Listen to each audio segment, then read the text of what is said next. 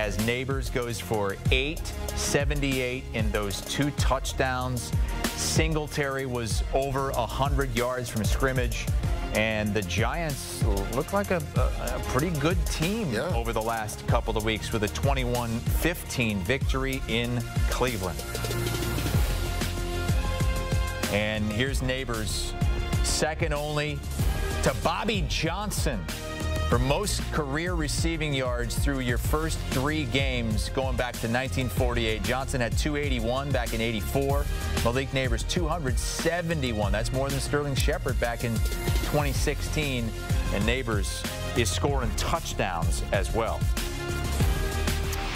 Is Malik Nabers going to single-handedly save the Daniel Jones era in New York? Well, I think that's what the Giants were thinking once they let Saquon Barkley go, because everybody was saying, like, who on this offense scares you? It's Malik Nabers, right? So it was interesting that week 1, they didn't force feed him the ball. It seems like Daniel Jones is making a conservative effort to realize he's my best playmaker. Let me get him the ball. And he showed why. He showed why he was a top 10 pick the last 2 weeks of this season. Look at this catch right here.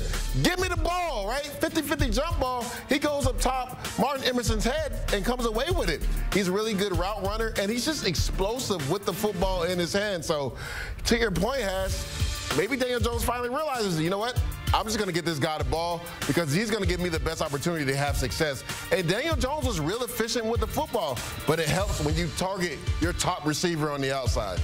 First time in his career he's had back-to-back games of 2 passing touchdowns and no picks. On the other side, Deshaun Watson, you look at the numbers, completion percentage not up there, but a couple of touchdowns. I mean, what is missing for the Browns right now? A healthy offensive line. He was sacked 8 times. I know there was a lot of question marks going into this game. The Giants spent all this money on the defensive line. Kayvon Thibodeau, first-round pick. Brian Burns, they traded and gave him a boatload of money. Dexter Lawrence. Well, they showed up and showed out today. Deshaun Watson was under constant duress. You see it right here. And it was a turnstile key at offensive line because even a few of the players that came back got hurt in this game. So now you're dealing with the backups of the backups playing in this game for the Cleveland Browns, and it was just too much for this defensive line. Look at Brian Burns coming around the edge, forced fumble right there.